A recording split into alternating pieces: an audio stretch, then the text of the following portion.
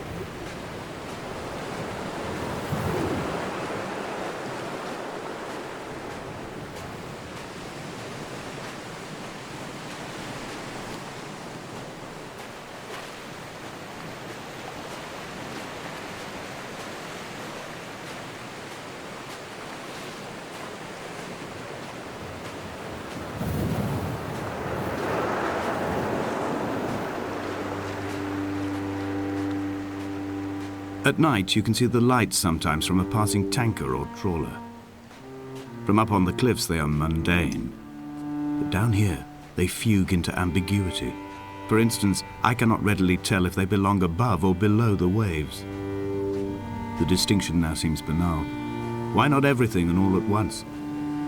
There's nothing better to do here than indulge in contradictions whilst waiting for the fabric of life to unravel.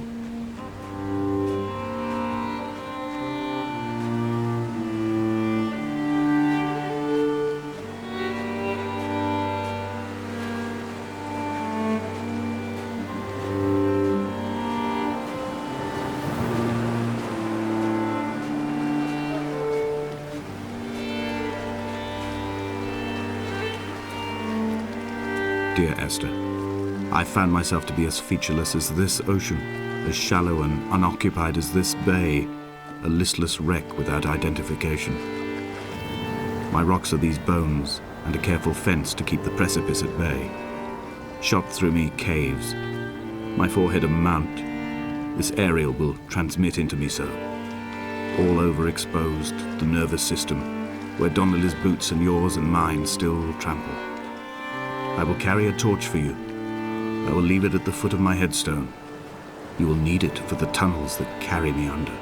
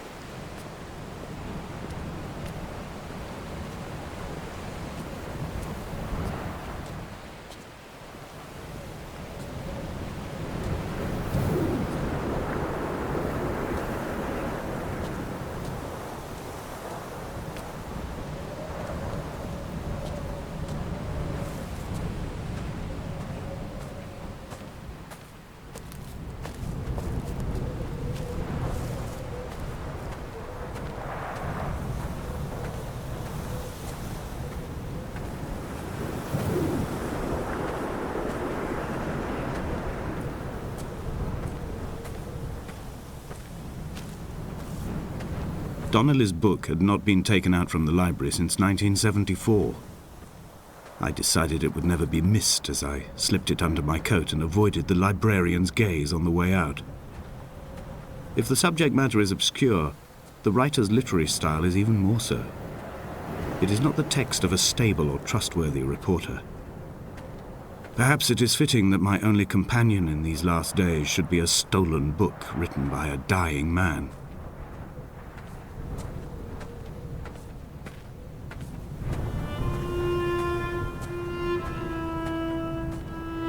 When someone had died or was dying, or was so ill they gave up what little hope they could sacrifice, they cut parallel lines into the cliff, exposing the white chalk beneath.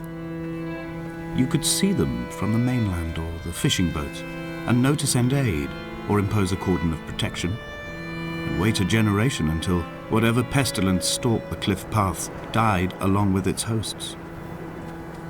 My lines are just for this, to keep any would-be rescuers at bay. The infection is not simply of the flesh.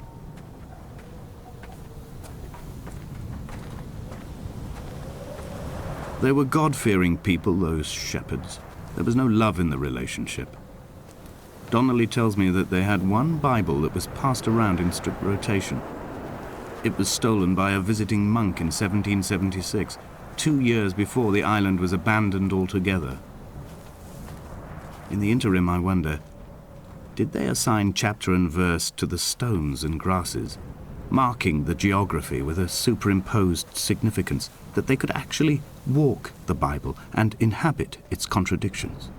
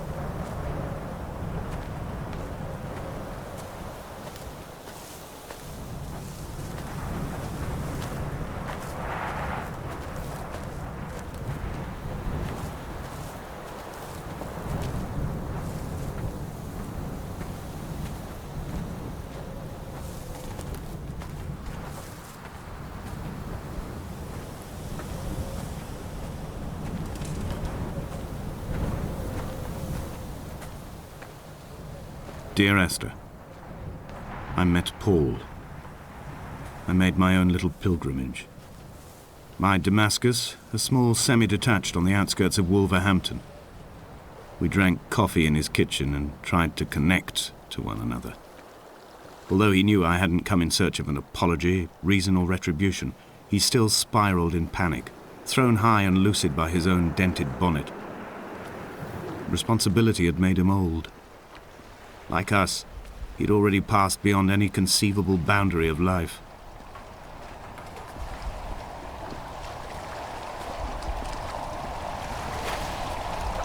I threw my arms wide and the cliff opened out before me, making this rough home. I transferred my belongings from the bothy on the mount and tried to live here instead. It was cold at night and the sea lapped at the entrance at high tide. To climb the peak, I must first venture even deeper into the veins of the island, where the signals are blocked altogether. Only then will I understand them, when I stand on the summit and they flow into me, uncorrupted.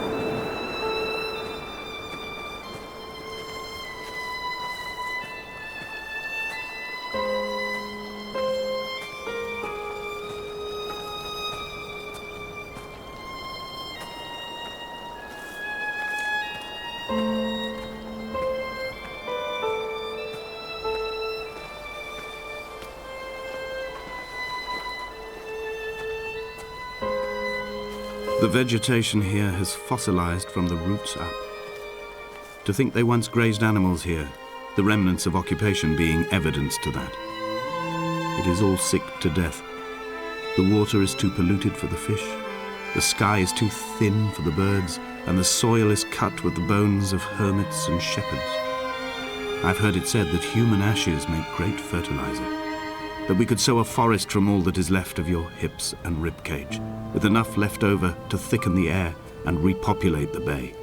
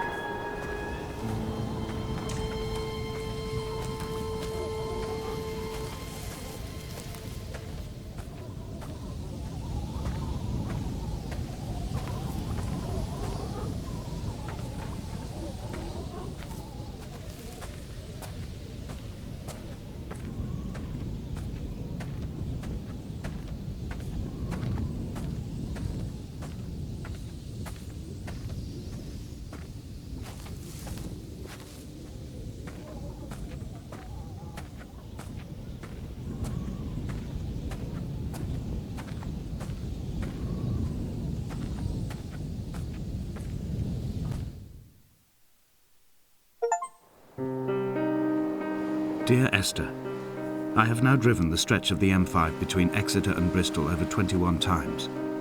But although I have all the reports and all the witnesses, and have cross-referenced them within a millimetre using my Ordnance Survey maps, I simply cannot find the location.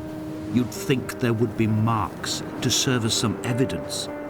It's somewhere between the turn-off for Sanford and the welcome brake services, but although I can always see it in my rear-view mirror, I have as yet been unable to pull ashore.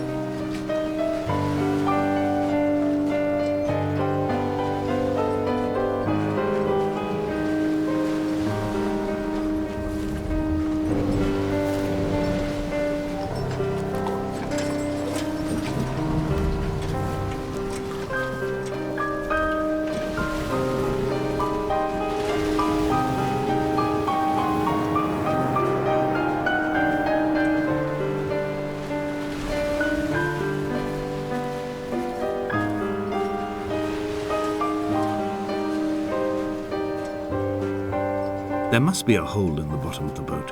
How else could new hermits have arrived?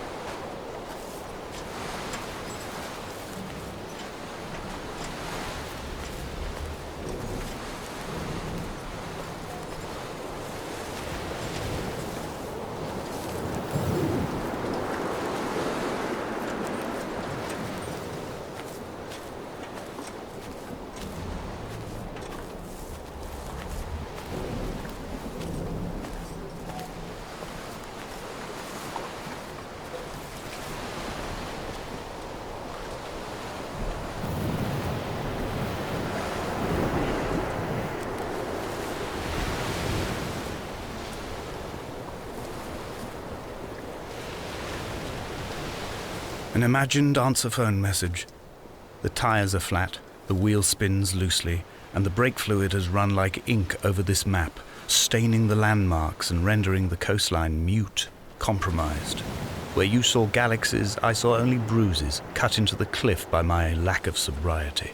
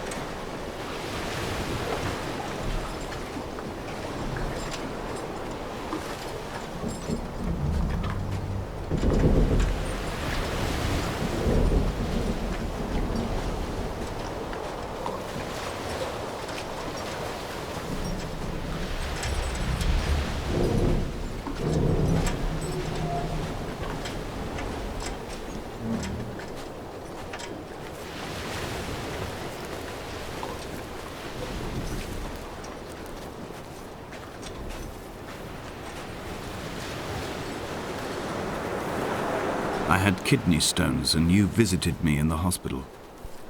After the operation, when I was still half submerged in anesthetic, your outline and your speech both blurred. Now my stones have grown into an island and made their escape, and you have been rendered opaque by the car of a drunk.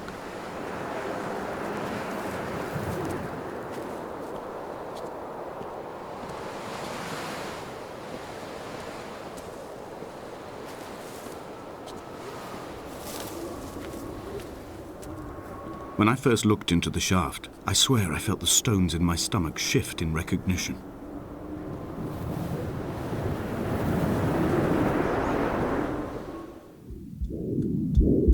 Come back.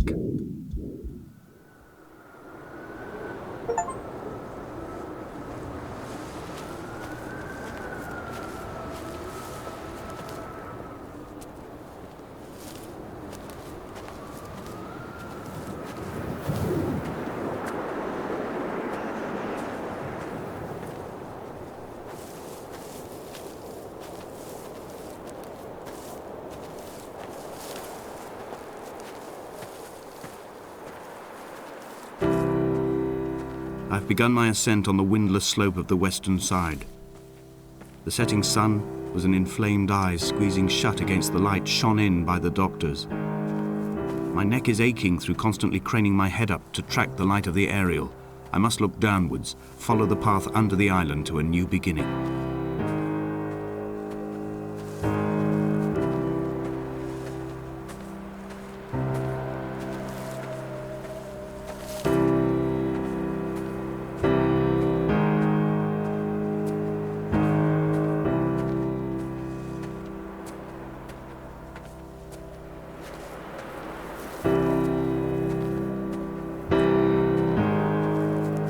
The bothy was constructed originally in the early 1700s. By then, shepherding had formalized into a career. The first habitual shepherd was a man called Jacobson, from a lineage of migratory Scandinavians. He was not considered a man of breeding by the mainlanders. He came here every summer whilst building the bothy, hoping eventually that becoming a man of property would secure him a wife and a lineage. Donnelly records that it did not work. He caught some disease from his malcontented goats and died 2 years after completing it. There was no one to carve white lines into the cliff for him either.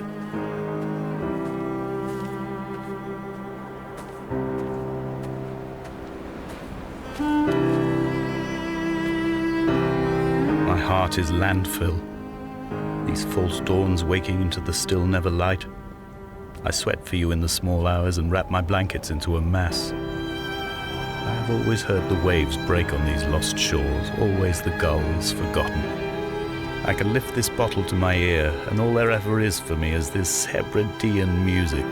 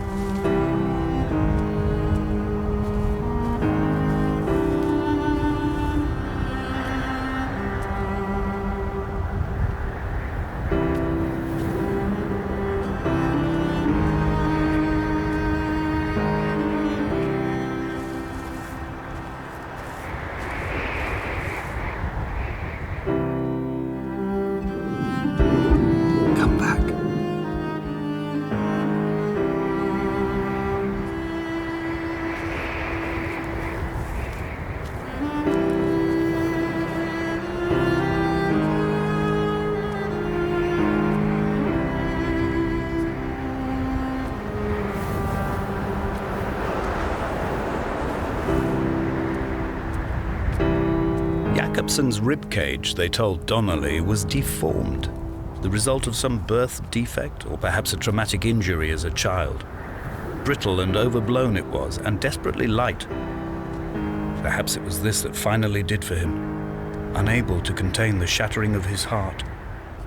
In half-light, his skeleton a discarded prop, a false and calcified seabird.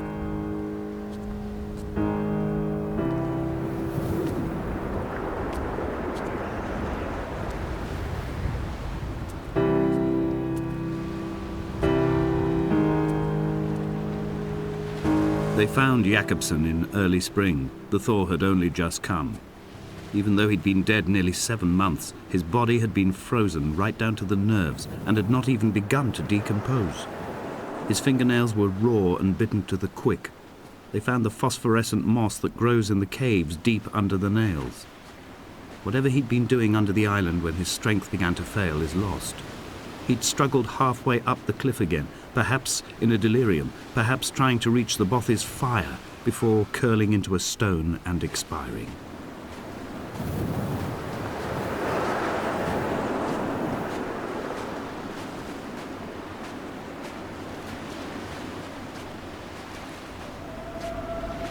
Climbing down to the caves, I slipped and fell and have injured my leg. I think the femur is broken. It is clearly infected. The skin has turned a bright, tight pink, and the pain is crashing in on waves, winter tides against my shoreline, drowning out the ache of my stones. I struggled back to the Bothy to rest, but it has become clear that there is only one way this is likely to end. The medical supplies I looted from the trawler have suddenly found their purpose. They will keep me lucid for my final ascent.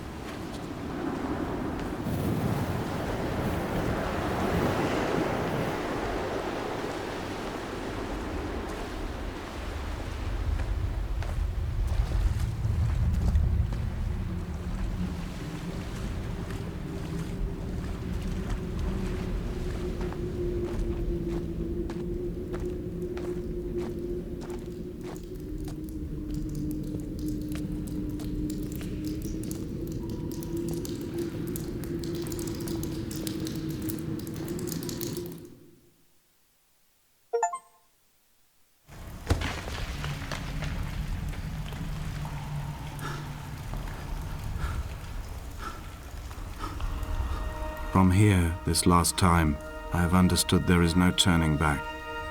The torch is failing along with my resolve. I can hear the singing of the sea creatures from the passages above me, and they are promising the return of the gulls.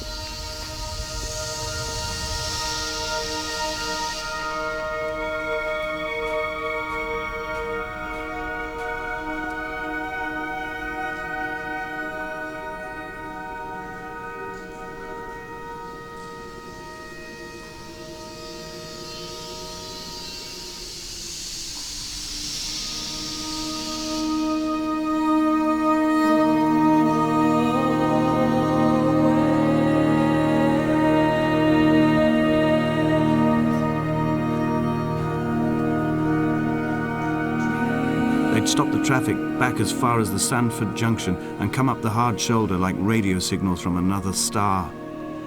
It took 21 minutes for them to arrive. I watched Paul time it to the second on his watch.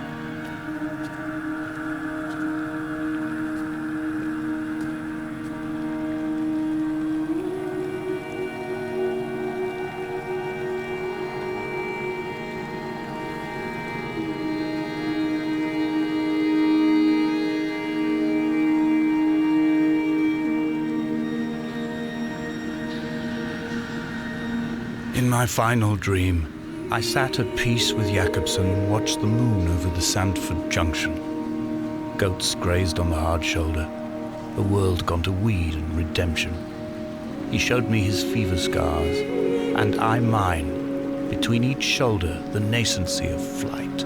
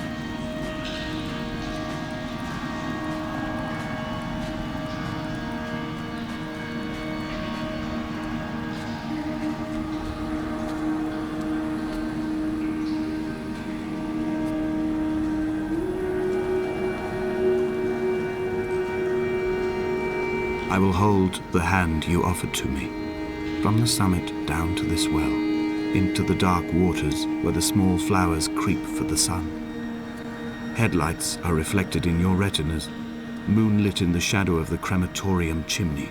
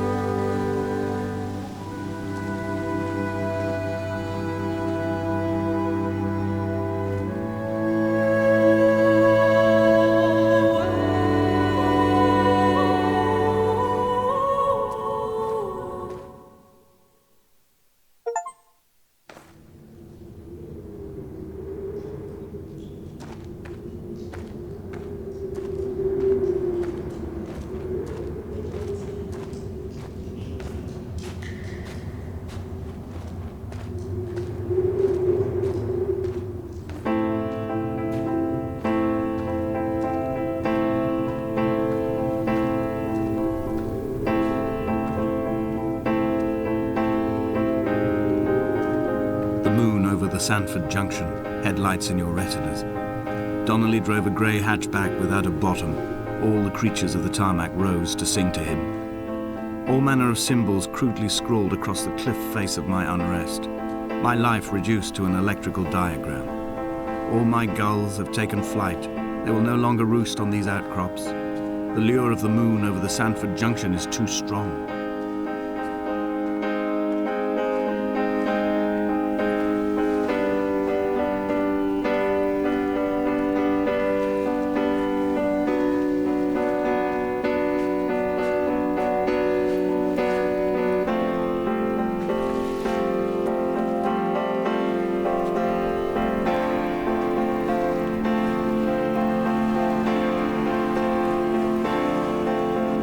Fire and soil, I chose fire. It seemed the more contemporary of the options, the more sanitary. I could not bear the thought of the reassembly of such a ruin. Stitching arm to shoulder and femur to hip, charting a line of thread like traffic stilled on a motorway, making it all acceptable for tearful aunts and traumatized uncles flown in specially for the occasion. Reduce to ash, mix with water, make a phosphorescent paint for these rocks and ceilings.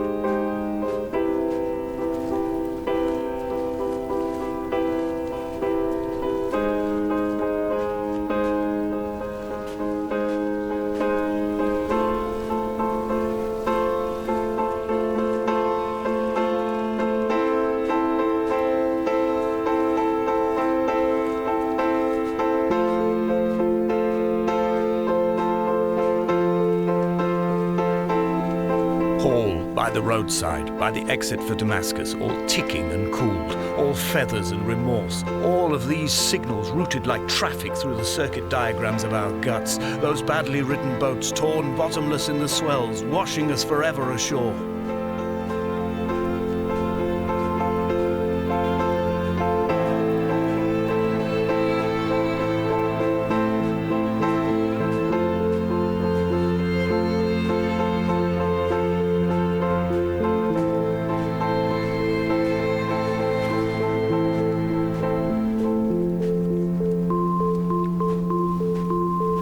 From here, I can see my armada.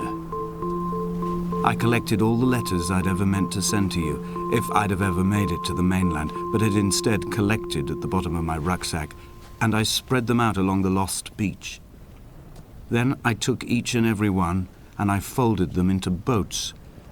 I folded you into the creases, and then, as the sun was setting, I set the fleet to sail. Shattered into 21 pieces, I consigned you to the Atlantic, and I sat here until I'd watched all of you sink.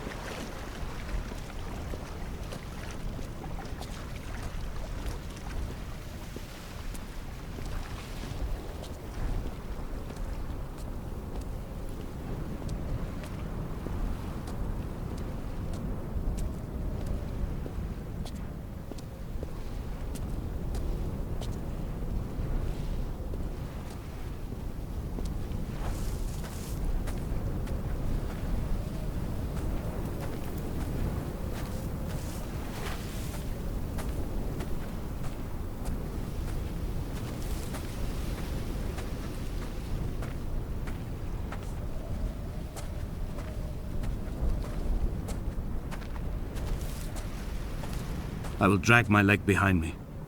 I will drag it like a crumpled hatchback, tires blown and sparking across the dimming lights of my vision.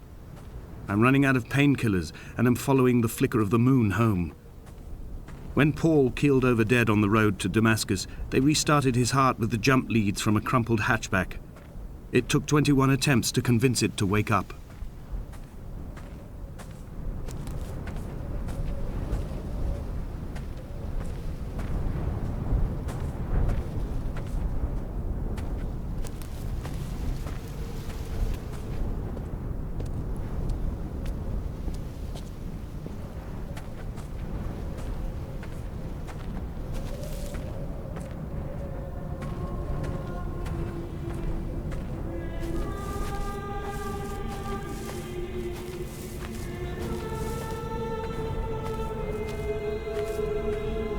I've begun my voyage in a paper boat without a bottom.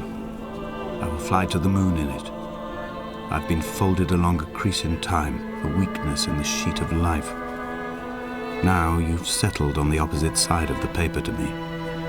I can see your traces in the ink that soaks through the fiber, the pulped vegetation. When we become waterlogged and the cage disintegrates, we will intermingle. When this paper aeroplane leaves the cliff edge and carves parallel vapor trails in the dark, we will come together.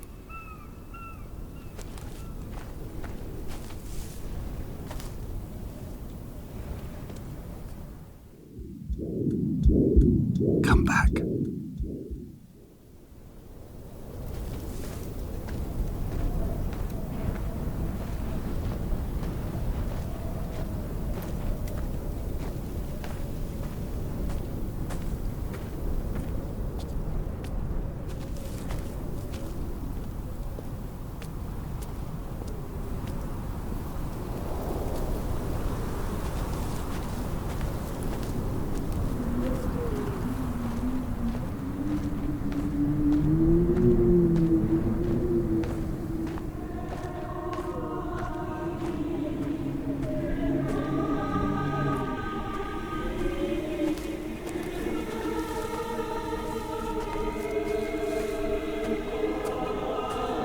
If only Donnelly had experienced this, he would have realized he was his own shoreline, as am I. Just as I am becoming this island, so he became his syphilis, retreating into the burning synapses, the stones, the infection.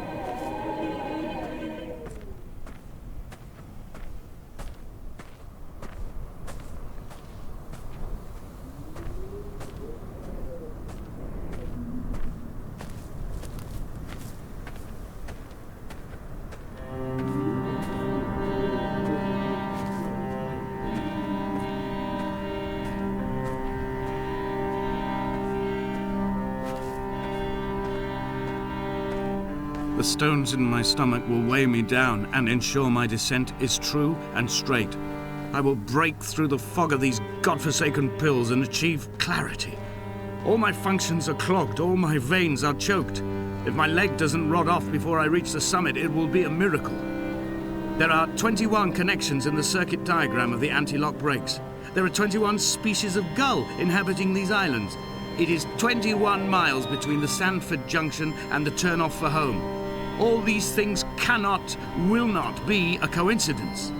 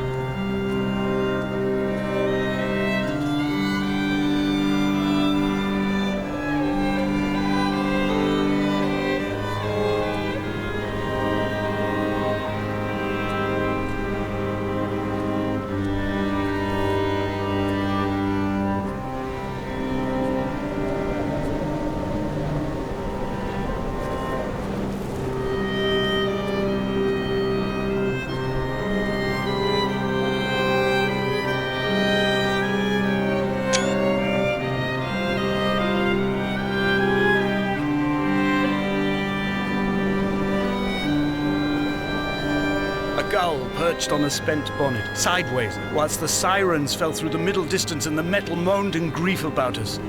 I'm about this night in walking, old bread and gull bones, old Donnelly at the bar gripping his drink, old Esther walking with our children, old Paul as ever, old Paul. He shakes and he shivers and he turns off his lights alone.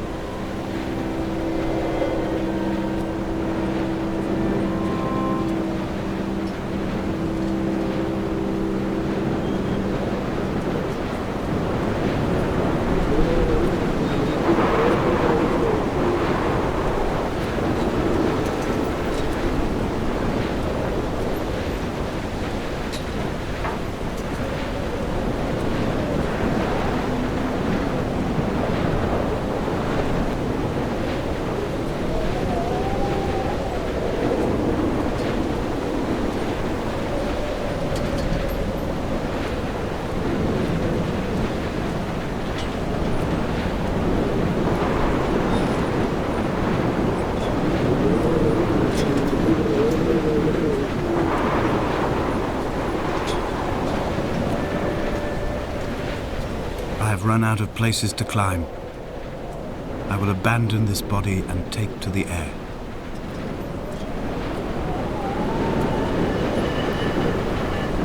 Dear Esther, I have burnt my belongings, my books, this death certificate. Mine will be written all across this island. Who was Jacobson? Who remembers him? Donnelly has written of him, but who was Donnelly? Who remembers him? I have painted, carved, hewn, scored into this space all that I could draw from him. There will be another to these shores to remember me. I will rise from the ocean like an island without bottom, come together like a stone, become an aerial, a beacon, that they will not forget you. We have always been drawn here.